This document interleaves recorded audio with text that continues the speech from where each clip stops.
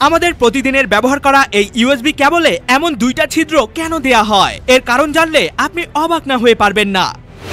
আর এই ভয়ঙ্কর পিস্তলটিকে দেখলে কেনই বা শত্রুদের আত্মা কেঁপে ওঠে। এবং আপনি কি জানেন যদি কোনো উড়ন্ত বিমানের মধ্যে কোনো বাচ্চার জন্ম হয় তাহলে সেই বাচ্চাটি কোন দেশের নাগরিক হবে? হ্যাঁ, এমনই কিছু দুর্দান্ত ইন্টারেস্টিং ফ্যাক্ট নিয়ে আজকেও হাজির হয়েছে আপনাদের ভালোবাসার চ্যানেল তথ্যপূর্ণ। তো আর এক মুহূর্তও দেরি নয়, চলুন তাহলে শুরু করা যাক। নাম্বার 6, আপনি কি জানেন সমুদ্রে চলাচল করা বড় বড় জাহাজগুলো যখন সমুদ্রের বিশাল বিশাল ঢেউয়ের সাথে দুলতে থাকে তখন এর ভেতরের অবস্থা কেমন হয়? হ্যাঁ, এর ভেতরের অবস্থা কিছুটা এমন হয়ে থাকে। তবে জাহাজে থাকা রান্নাঘরগুলোতে থাকে বিশেষ রকমের ব্যবস্থা। জাহাজের রান্নাঘরগুলোতে চুলা থেকে শুরু করে প্রায় প্রত্যেকটি জিনিসের মধ্যে বিশেষ এক ধরনের গিম্বল লাগানো থাকে, যেটা জাহাজের নড়াচড়ার সাথে সাথে নিজের ব্যালেন্সকে সঠিকভাবে ধরে রাখে। ফলে জাহাজ দোলাদুলি করলেও এগুলো ছিটকে পড়ে গিয়ে নষ্ট হয় না। আর জাহাজে থাকা ক্রুরা সুন্দরভাবে রান্নার কাজ করতে পারে, সে জাহাজ যতই দোলাদুলি করুক না কেন। আসলেই এটা একটা অ্যামেজিং সিস্টেম। নাম্বার 5, এই ছোট্ট হলুদ রঙের মেশিনটা মানুষের জীবন বাঁচাতে এবং মানুষকে সচেতন করতে অনেক বেশি ভূমিকা পালন করে। আসলে আমরা তো গাড়ি কিংবা প্রাইভেট কারে উঠলে সিট বেল্ট ব্যবহার করি না, তাই এই মেশিনটা ব্যবহার করে মানুষকে এটাই দেখানো হয় যে যদি কখনো গাড়ি অ্যাক্সিডেন্ট হয় তাহলে কি পরিমাণে ঝটকা লাগতে পারে এবং ক্ষতি হতে পারে। মজার ব্যাপার হলো এই মেশিনটাকে চালানো হয় মাত্র 5 কিলোমিটার/আওয়ার গতিতে।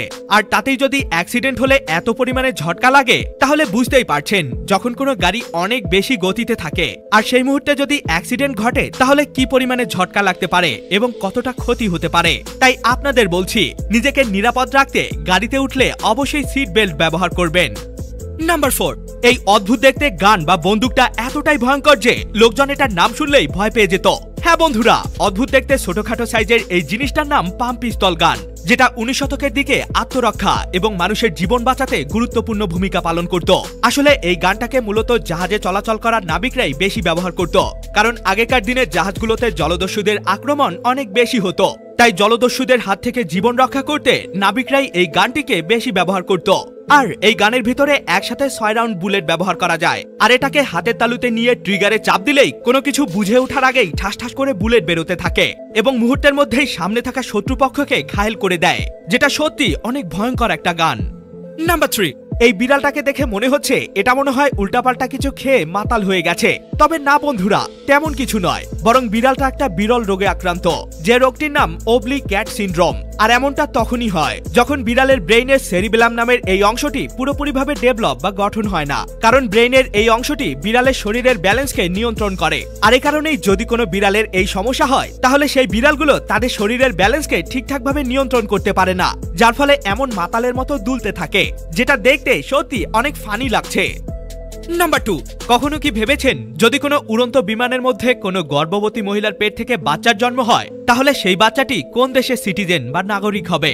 আসলে এর জন্য এক একটি দেশে এক এক রকম নিয়ম রয়েছে। প্রথমেই আসি কানাডা এবং আমেরিকার কথায়। যদি কোনো উড়ন্ত বিমানের মধ্যে কোনো বাচ্চার জন্ম হয় আর সেই বিমানটি যদি আমেরিকা কিংবা কানাডার আকাশসীমায় থাকে তাহলে সেই বাচ্চাটি অটোমেটিক্যালি আমেরিকা অথবা কানাডার সিটিজেনশিপ পাবে, কারণ আমেরিকা এবং কানাডায় এমনই একটি নিয়ম রয়েছে।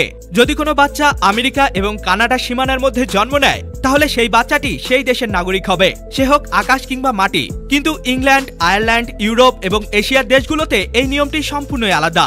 এই দেশগুলোর সীমান্তে যদি কোনো বাচ্চার জন্ম হয় তাহলে বাচ্চাটির নাগরিকত্ব নির্ভর করে তার মা বাবার উপর। তার মা বাবা যেই দেশের নাগরিক, বাচ্চাটিও সেই দেশের নাগরিক হবে। নাম্বার 1, ইউএসবি কেবলে এই দুইটা ছিদ্র আপনি অবশ্যই দেখেই থাকবেন, কিন্তু এই দুইটা ছিদ্র কেনই বা দেয়া থাকে চলুন জেনে নেওয়া যাক।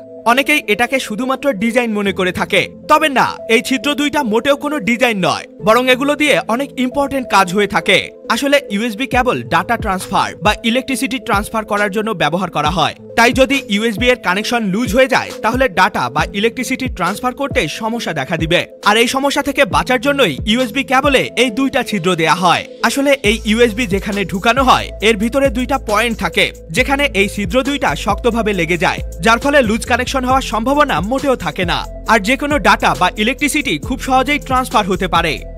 এ সকল তথ্যগুলো তো আপনি জেনেই গেলেন, কিন্তু আপনি কি জানেন সময়ের সাথে সাথে আমাদের পছন্দের এই খাবারগুলো এতটাই পরিবর্তন হয়ে গেছে যে যেটা জানলে আপনি পুরাই অবাক হয়ে যাবেন। আর কিভাবে এই সামান্য একটা সাদা বাটি একটা পরিবারকে কোটিপতি বানিয়ে দিয়েছিল, এবং কেনই বা কোরিয়া দেশের মানুষ যে কোনো অনুষ্ঠানে একজন আরেকজনকে টয়লেট পেপার এবং হুইল পাউডার গিফট করে। আর এই ভয়ঙ্কর পাখিটাকে দেখলে কেনই বা মানুষজন জীবন বাঁচাতে দৌড়ে পালিয়ে যায়। ভিডিওটিকে এখনই দেখে নিন, এটিও কিন্তু অনেক অ্যামেজিং একটি ভিডিও। দেখা হবে অন্য কোনো ভিডিওতে, ততক্ষণ পর্যন্ত কিপ দ্য নলেজ।